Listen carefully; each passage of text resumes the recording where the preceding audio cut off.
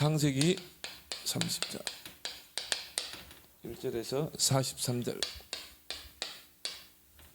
그래서 우리가 하나님을 위해서 열심히 하는 것도 중요하지만 우리의 신앙의 가장 기본은 이 신앙이 돼야 돼요.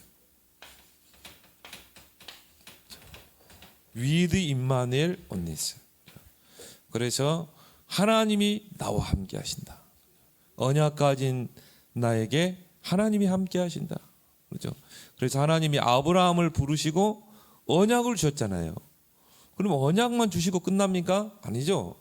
아브라함과 늘 함께 하시죠. 그리고 그 언약의 그 여정 속에서 하나님은 그 언약을 이루어 가시는 것입니다. 요셉도 마찬가지입니다. 그래서 우리가 언약 가진 우리가 누릴 축복이 뭐냐? 위드, 하나님이 나와 함께 하신다. 야곱이 이거를 사실적으로 안 믿었어요. 그러니까 뭡니까? 이게 안 믿어지면 자꾸 인본주의 쓰고 장깨 부리고 그럴 필요가 없는데 나중에 이제 베델에서 이걸 확인하게 되죠. 아, 하나님이 여기에 늘 계셨는데 내가 그걸 몰랐구나. 그래서 그 지역 지명을 베델이라 그랬죠. 하나님의 집이다. 이곳이 하나님의 집이 아니냐? 하나님이 나와 함께 하시고 나와 동행하셨구나. 그리고 뭡니까? 위드, 우리와 함께 하신다. 그래서 위드가 돼야 임마누엘이 되게 돼 있어요.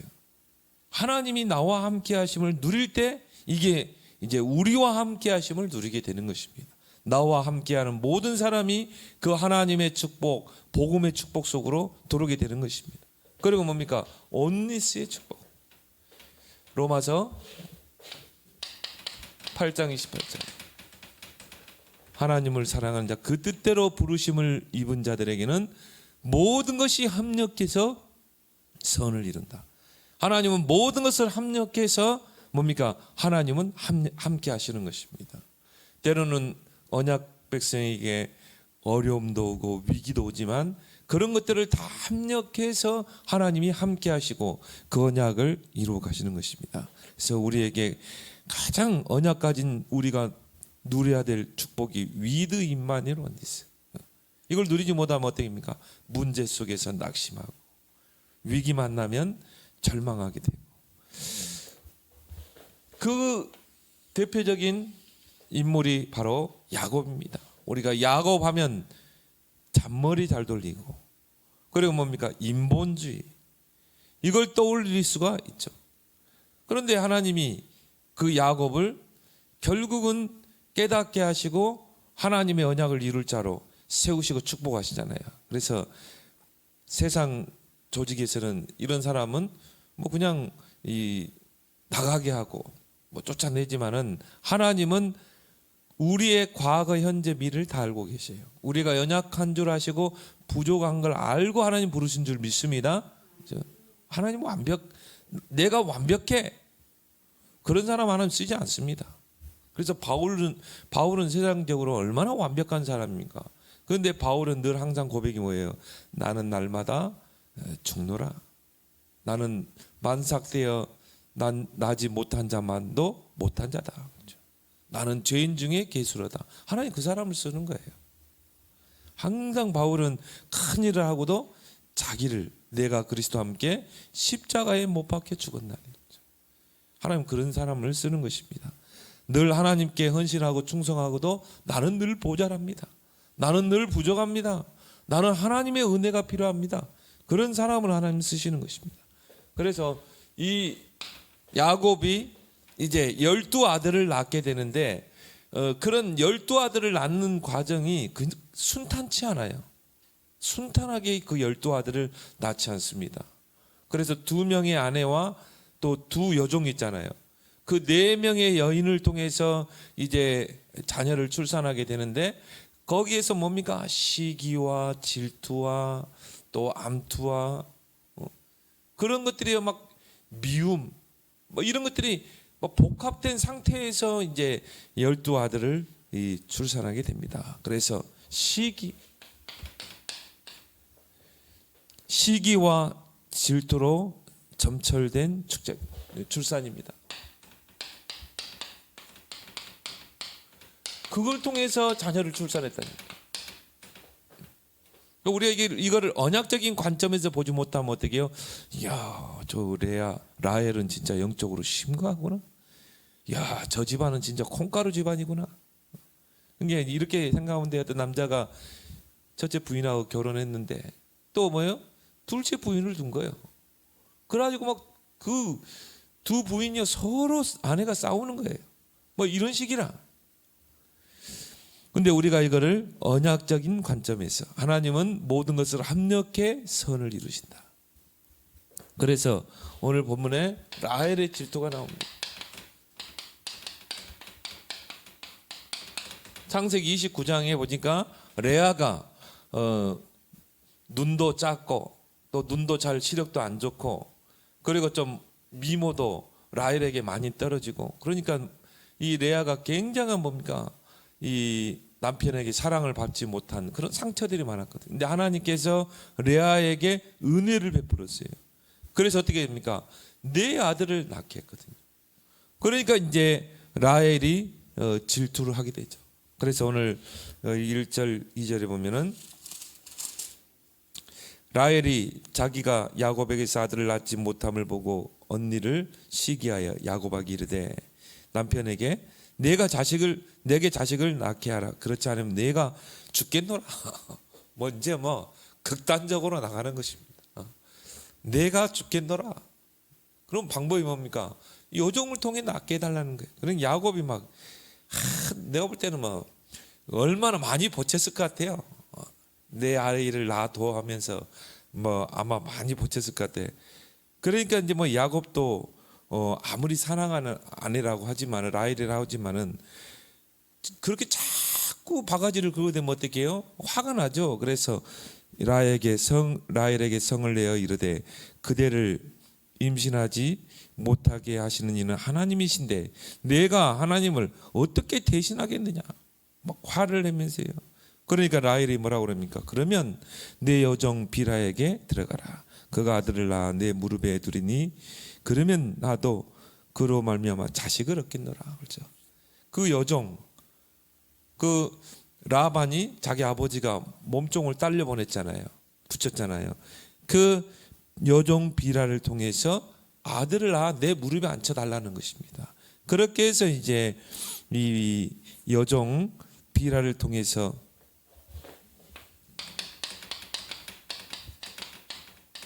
두 아들을 연달아 낳게 됩니다. 그래서 이 비라를 통해서 낳은 첫째 아들이 단, 그리고 납달리,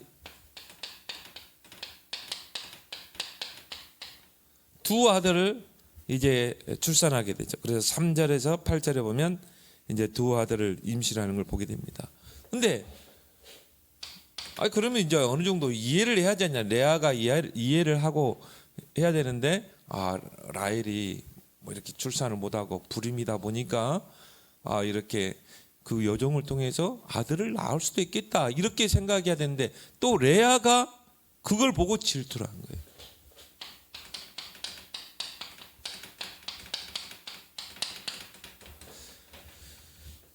그래서 오늘 9절에 보면은 이 레아가 자기의 출산이 멈춤을 보고 그의 시녀 실바를 데려다가 야곱에게 주어 아내로 삼게 하였더니 또 레아가 또 그 남편 야곱에게 또 보챘겠죠.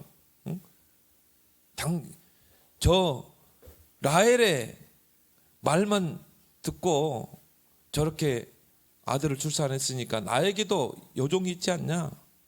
그 여종을 통해서 나에게 또 아들을 낳아달라는 것입니다. 그렇게 해서 레아의 질투를 통해 또 야곱이 여종 실바를 통해서 두 아들을 또 출산하게 되죠. 그래서 실바를 통해 이 10절에서 13절을 보니까 갓과 아셀 이 두 아들을 또 출산하게 됩니다. 그렇게 하면 이제 뭐 어느 정도 이제 끝났겠다 생각했는데 이제 레아와 라헬의 합한 채를 거래하게 되죠. 합한 채.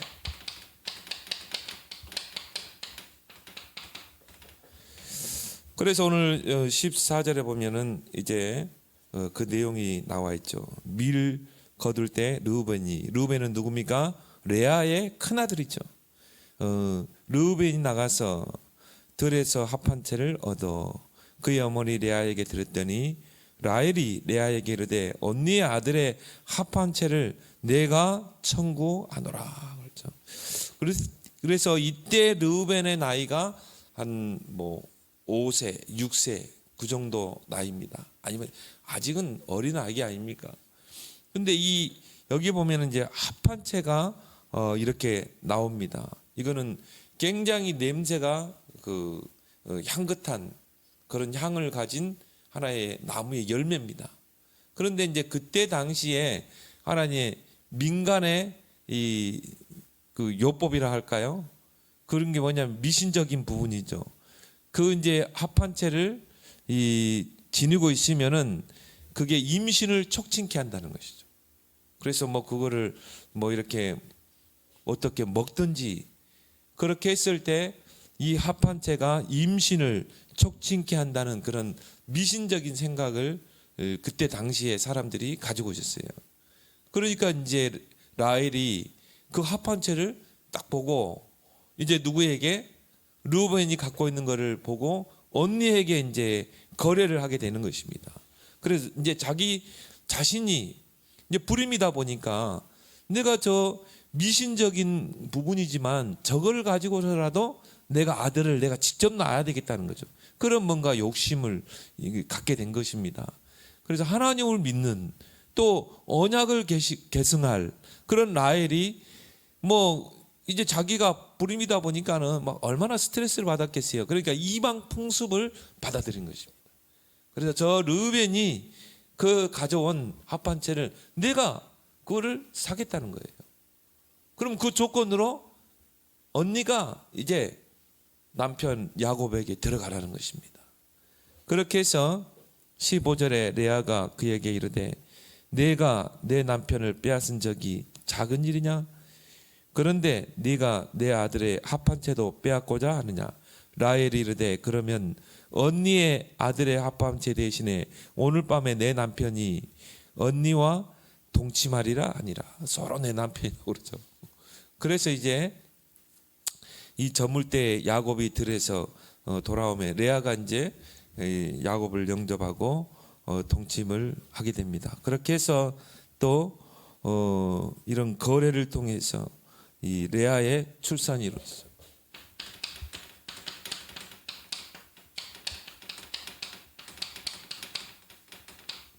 그래서 이 불임의 문제를 해결하고 아들을 낳을 수만 있다면 내가 이방인의 저 풍수까지도 나는 받아들이겠다는 것입니다. 미신적인 방법까지도 받아들인다. 어떻게 보면 하나님 앞에는 굉장히 그게 이 부정적인 방법이잖아요. 그거는 언약의 계승을 이을 중요한 역할을 하고 있는 그 라헬이, 그 야곱은 언약을 이을 자가 아닙니까? 그런데 이런 방법까지 이제 사용을 하게 되죠. 그래서 레아가 이 두 아들을 낳게 됩니다. 이사갈과 스불론.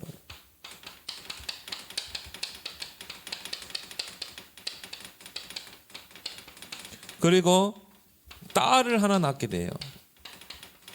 딸 디나를 낳게 됩니다. 그래서 레아는 여기에서 이제 출산이 멈추게 돼요. 그래서 레아는 총 몇 명? 6명. 처음에 29장에 보니까 하나님께서 레아에게 은혜를 베풀어서 네 아들을 주셨죠. 그리고 오늘 이 라헬과 합한 채 거래를 통해서 이사갈과 스불론을 낳게 됩니다. 그래서 이제 레아는 6명의 아들을 낳게 되고 딸 하나를 출산하게 되죠. 근데 중요한 건 뭡니까? 불임이었던 라헬이 이제 문제죠. 그래서 오늘 22절에 보니까 하나님이 라헬을 생각하신지라 그렇죠. 자꾸 우리가 볼 때는 참 이런 시기, 질투심이 많고 그리고 뭡니까? 이방인의 풍습을 끌어들여 가서라도 불임의 문제를 해결하고 뭔가 출산하려고 했던 세상적인 방법으로, 미신적인 방법, 이방의 풍습으로 정말 이 출산을 하려고 했던 그 라헬에게 하나님의 은혜를 베푼 거예요. 왜 그렇습니까? 라헬은 언약의 계승자이기 때문에, 언약을 계승하는 중요한 역할을 하는 하나의 여자이기 때문에. 그래서 하나님은 우리가 좀 부족하고 윤리적으로 인격적으로 부족해도 하나님은 그거를 그렇게 크게 보지 않습니다. 물론 그게 잘했다 잘못했다는 것, 잘했다는 건 아니지만 중요한 건 뭡니까? 하나님은 그 사람이 붙잡은 그 언약을 보시고 하나님은 축복하시는 거예요. 그렇다면 저와 여러분들이 정말 언약을 붙잡고 그 언약의 흐름 속에 있을 때 하나님이 위드 임마누엘 온니스 하신다. 함께 하시고 나와 우리와 함께 하시고 모든 걸 합력해 선을 이루실 줄 믿습니다. 반드시 우리를 통해 언약을 이루셔요. 그럼 우리가 이 언약을 붙잡고 우리는 또 우리 후대에게 전달해야 돼요. 아브라함이 이삭에게, 이삭이 야곱에게, 또 야곱이 누굽니까? 요셉에게. 근데 요셉에게 이게 전달했지만 요셉은 하나의 어떤 역할을 했어요?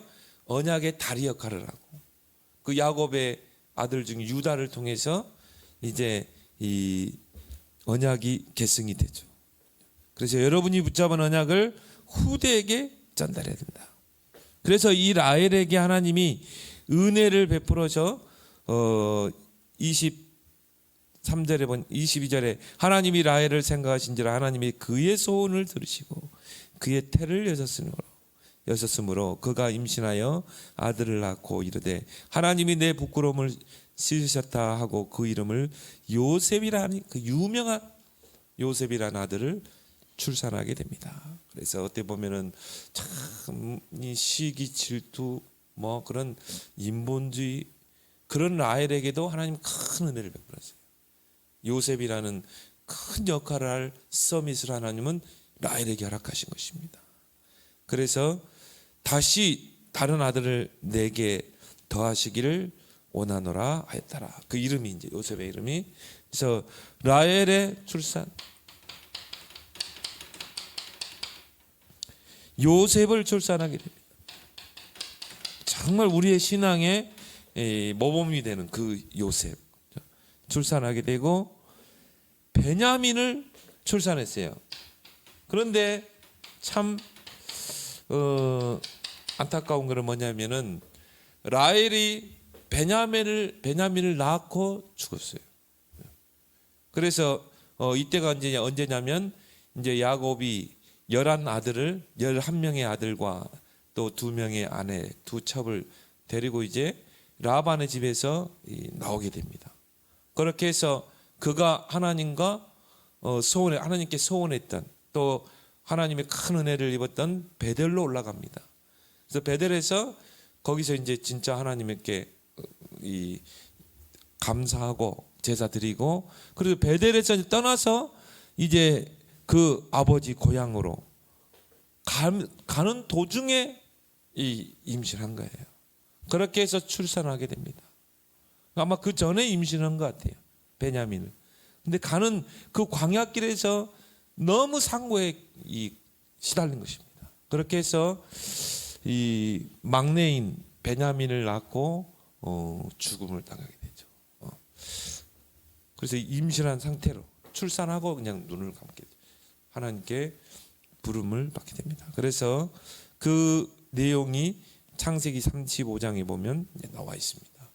그래서 결국 이 2명의 아내와 또 2명의 여종을 통해서 12아들을 낳게 된다.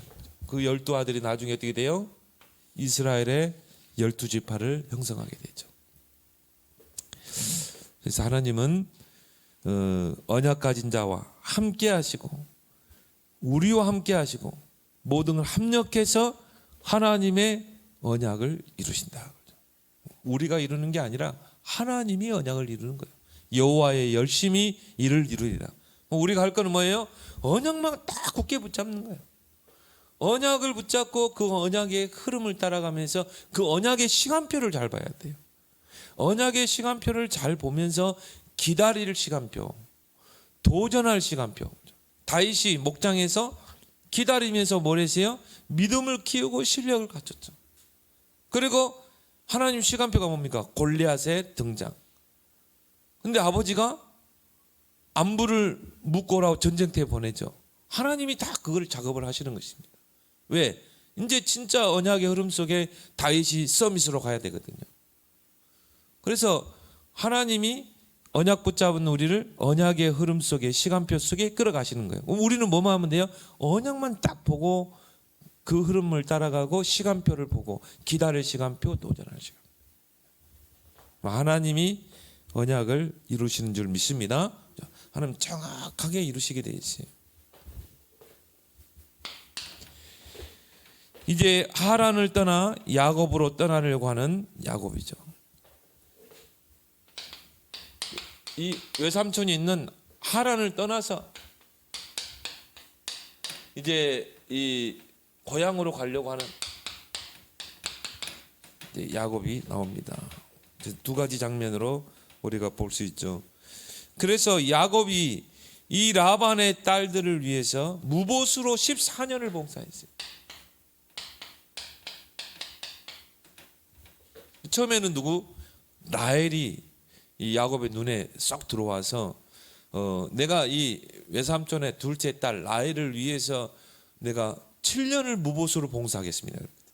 그래서 7년을 했는데 그 신혼방에 라반이 누구를? 큰 딸을 집어넣었거든요. 그래서 이제 변명을 대죠. 우리 지방에서는 이 큰 딸이 시집을 안 갔는데 둘째 딸을 보내는 그런 법이 없다. 그래서 이 지방의 풍습대로 큰 딸이 먼저 가야 된다는 거예요. 그렇게 해서 뭡니까? 레아와 결혼하게 된다는 거죠. 그래서 레아와 이 동침을 하게 되죠. 그래서 또 7년을 또 봉사하게 돼요. 그래서 결국은 라헬을 위해서 14년을 했다고 보면 돼요. 무보수로. 그런 과정 속에서 시기와 질투를 통해서 이제 11 아들을 낳게 됩니다. 그래서 이제 이 오늘 25절 26절을 보니까 야곱의 마음에 더 이상 내가 이 라반의 집에 있어서는 안 되겠구나. 내가 이제 고향으로 돌아가야 되겠다. 이제 이런 마음을 이 야곱이 갖게 됩니다. 그래서 이제 고향으로 돌아가야.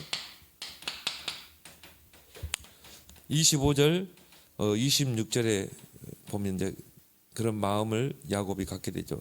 라헬이 요셉을 낳았을 때 야곱이 라반에게 이르되 나를 보내어 내 고향 나의 땅으로 가게 하시되 내가 외삼촌에게서 일하고 얻은 처자를 내게 주시어 나로 가게 하소서. 내가 외삼촌에게 한 일을 외삼촌이 아시나이다. 그런데요, 이제 오늘 27절에 보니까 이 라반이 하나님께서 야곱에게 복을 주셨음을 인정을 합니다. 그래서 하나님이 너를 축복하시고 너 때문에 우리가 이렇게 부자가 됐다는 것을 27절에 보면 인정을 하죠. 그래서 라반이 그에게 이르되 여호와께서 너로 말미암아 내게 복 주신 줄을 내가 깨달았노니. 그러니까 한마디로 복덩이가 들어온 거예요. 그리고 하나님께서 야곱에게 복을 주셔서 결국은 우리 재산이 늘어났다는 것을 이제 시인을 하죠. 그래서 내가 나를 사랑스럽게 여기거든 그대로 있으라. 그리고 또 이르되 내 품삯을 정하라. 내가 그것을 주리라. 왜냐하면 야곱은 빈털털이거든요. 왜? 14년을 무보수로 라반을 위해서 봉사를 했거든요. 그러니까 이제 라반이 이걸 또 이용해 먹는 거예요. 또 이 야곱을 붙들어 두려고 하는 것입니다. 너 지금 재산도 없이 저 자식 데리고 가서 어떻게 살려고 하냐? 굶어 죽을 텐데. 그래서 네가 여기서 재산을 불려서 가야 되지 않겠냐? 그런데 라반은 그렇게 뭔가 야곱에게 재산을 챙겨주려는 그런 말은 했지만 속셈은 뭐예요? 야곱을 붙들어 두려고 하는 것이죠. 욕심 많은 라반은 야곱을 끝까지 붙잡고 두려고 하는 것입니다. 그래서 야곱이 이제 제안을 합니다.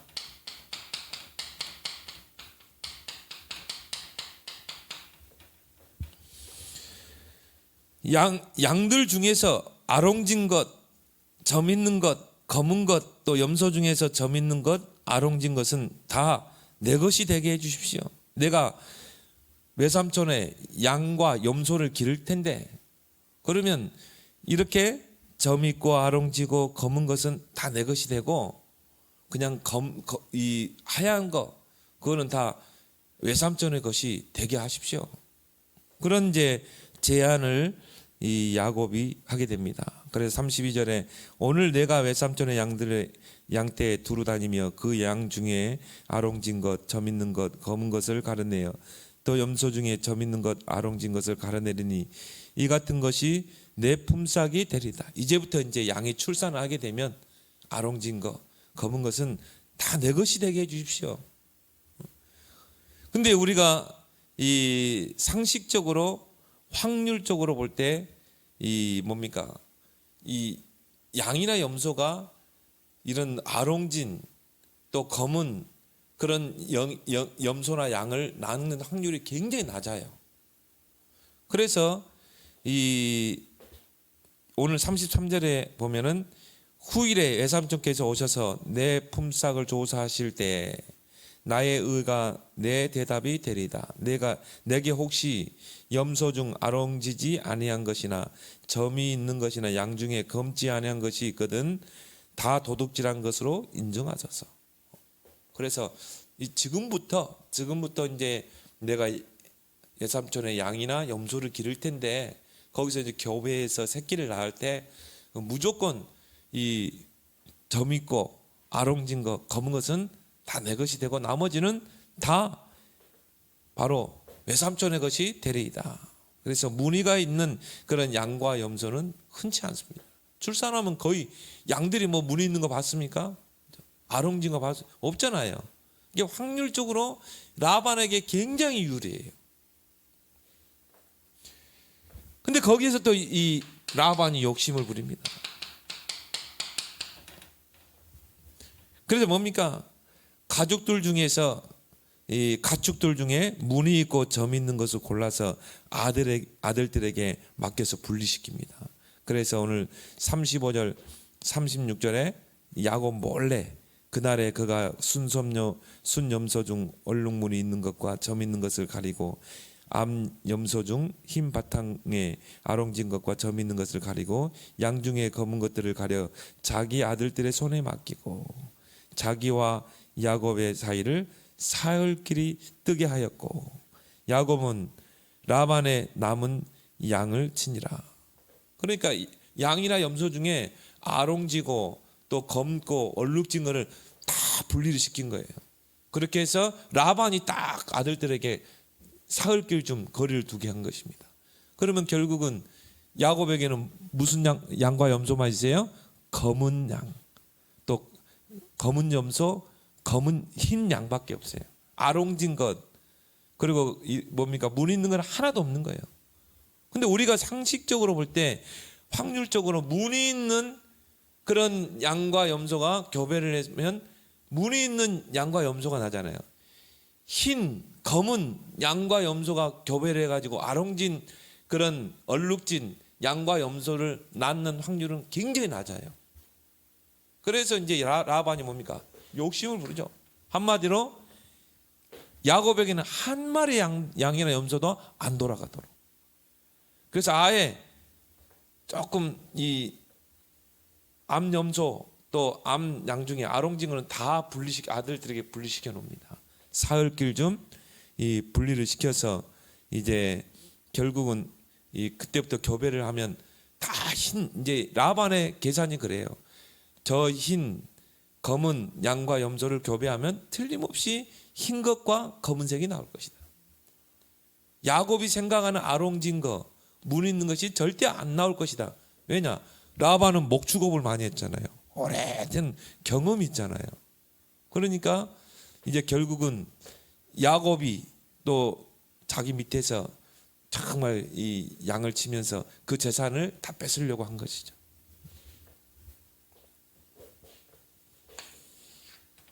근데 하나님 그걸 가만두십니까? 아니죠. 야곱은 누구예요? 언약 백성이에요.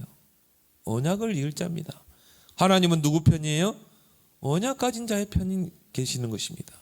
오히려 하나님은 거기서요, 야곱을 번창케 하십니다.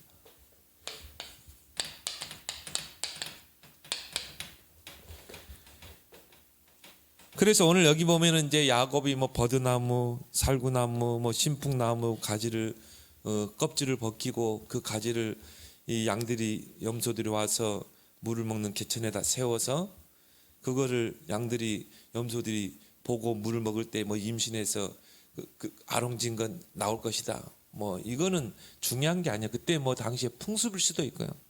중요한 건 뭡니까? 하나님께서 야곱의 믿음을 보셨다는 거예요. 야곱의 믿음을 보시고 축복하신 것입니다. 어떻게 보면 야곱은 굉장히 불리한 조건이잖아요. 그런데 하나님이 야곱이 정말 믿음이 있었던 거예요. 그래서 오늘 37절 39절에 보니까 한번 읽어보도록 하겠습니다. 37절에 야곱이 버드나무와 살구나무와 신풍나무의 가지 푸른 가지를 가져다가 그것들의 껍질을 벗겨 흰 무늬를 내고 그 껍질 벗긴 가지를 양떼가 와서 먹는 개천의 물 구유에 세워 양떼를 향하게 하며 그 떼가 물을 먹으러 올 때 새끼를 베니 가지 앞에서 새끼를 베므로 그러면 어떤 양들이 나와야 돼요? 확률적으로 검은 염소가 나오든지 흰 양들이 나와야 된다. 얼룩진 거는 확률적으로 안 나와야 돼요. 근데 오늘 여기 보니까 어떻게 했습니까? 이 얼룩한 것과 점이 있고 아롱진 것을 낳은지라. 하나님이 야곱을 축복하신 것입니다. 굉장히 확률적으로 낮은데.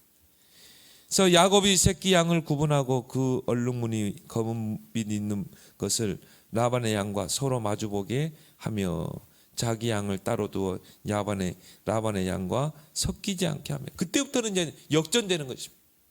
이제 역전되리라고 짜장 있잖아요. 야곱의 양과 염소는 뭐 계속 많아지는 거예요. 확률적으로 작아야 되거든요. 라반의 계산으로 경험으로 볼 때는. 그런데요, 출산하는 그 양과 염소 중에 그냥 무늬가 없는 양들은 별로 없는 거예요. 염소들은. 라반의 거는 확률적으로 줄어들고 야곱의 재산은 더 늘려져 가고 하나님이 야곱을 축복하신 것이죠. 그래서 42절에 약한 양이면 그 가지를 두지 아니하니 41절에 보니까 튼튼한 양이 새끼 뵐 때에는 야곱이 개천에다가 양떼의 눈앞에 그 가지를 두어 양이 그 가지 곁에서 새끼를 베게 하고 약한 양이면 그 가지를 두지 아니하니 그렇게 함으로 약한 것은 라반의 것이 되고 튼튼한 것은 야곱의 것이 되니라. 임신한 양이나 염소가 물을 먹으러 개천에 왔을 때 야곱이 볼 때 이 암양은 임신한 암양이 새끼를 낳으면 튼튼한 양이 되겠다. 그러면 가지를 세워놓고 그러면 튼튼한 양이 염소가 출산하겠죠. 근데 그 임신한 새끼를 뵌 그 뭡니까 이 양이나 염소가 부실하다 이 말이에요. 그러면은 가지를 두지 않고 그러면 나오면 누구 것이 되게요? 다 라반의 것이 되죠. 근데 뭐 그렇게 했기 때문에 하나님이 야곱의 재산을 불렸겠느냐? 저는 그렇게 보지 않습니다. 하나님은 믿음을 보시고 축복하세요. 야곱의 그 믿음. 분명히 야곱이 하나님이 나를 축복하실 것이다. 여기에 대한 분명한 믿음이 있었을 것이다. 그 증거가 뭡니까? 베델에서 하나님의 역사를 봤거든요. 그 환상을 통해서. 이런 믿음을 여러분이 회복하길 바랍니다.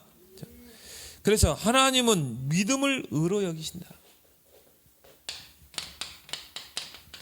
행위가 아니라 우리가 가지고 있는 그 믿음을 하나님은 의롭게 보시는 것입니다.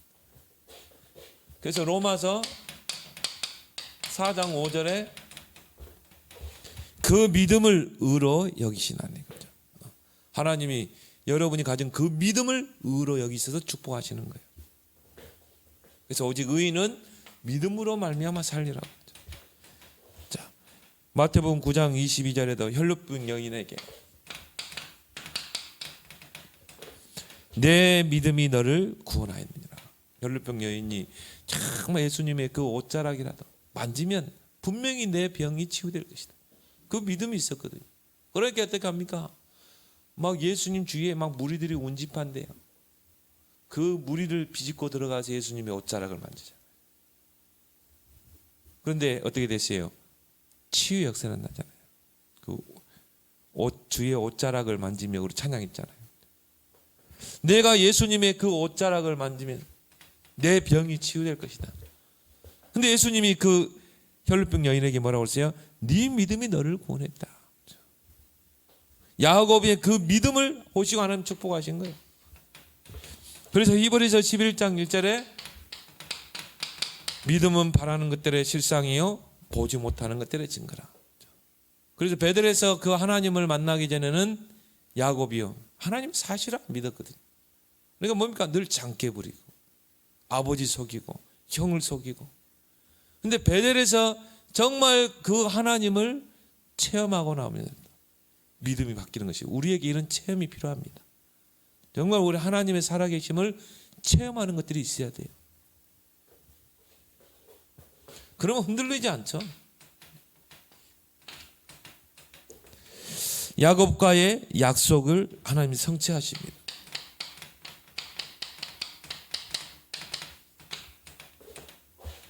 그래서 오늘 43절에 결론을 내고 있죠. 이에 그 사람이 매우 번창하여 약대와 노비와 낙타와 나귀가 많았더라. 그렇죠. 이제 막 역전되는 것입니다. 그래서 여러분이 올해는 역전시키는 해가 되길 바랍니다. 뭐 오늘 창세기 30장만 딱 붙잡아 보세요. 창세기 28장부터 베델에서 그 하나님 만나고, 그래서 야곱이 어떻게 이런 축복을 받았을까? 그렇죠? 그래서 반드시 하나님은 약속을 성취하시는 분이다.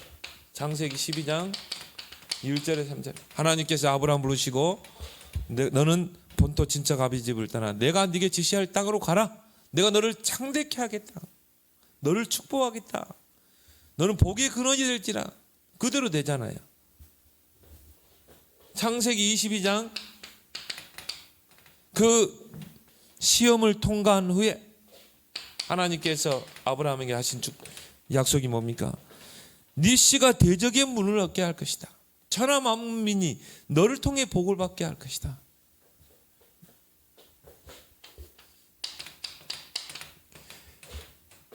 창세기 27장에 돼요. 이삭이 야곱에게 축복하잖아요. 그래서 하늘의 복과 땅의 복을 야곱에게, 물론 야곱이 형을 속였지만, 아버지를 속였지만, 그때 야곱에게 하늘의 복과 땅의 복을 축복하잖아요. 그게 이제 오늘 이 성취가 된 것입니다. 근데 이거를 사실적으로 야곱이 안 믿었어요. 근데 창세기 28장 10절에서 14절에 그 베델의 그 환상을 통해서 하나님을 체험하게 되고, 하나님이 거기서 내가 너를 반드시 축복할 것이다. 내가 너에게 허락한 그 일을 이루기까지 내가 너를 떠나지 않겠다. 내가 너와 함께하고 너를 떠나지 않겠다. 그렇죠. 근데 이제 하나님이 라반의 집에서 그 하나님의 계획을 이루시고 하나님이 야곱을 번성케 하시는 것입니다. 그래서 정말 오늘 여러분들이 두 가지 언약만 딱 붙잡으면 됩니다. 하나님 모든 것을 합력해 선을 이루신다. 야곱의 그 가정을 보면 콩가루 집안 같지만 하나님은 합력해 선을 이루신다. 누구 가정? 언약 백성의 가정. 그리고 뭡니까? 하나님은 언약 가진 자를 반드시 번창케 하신다. 그 언약 붙잡고 우리 함께 합심으로 한번 기도하겠습니다. 하나님 아버지 은혜를 감사합니다. 우리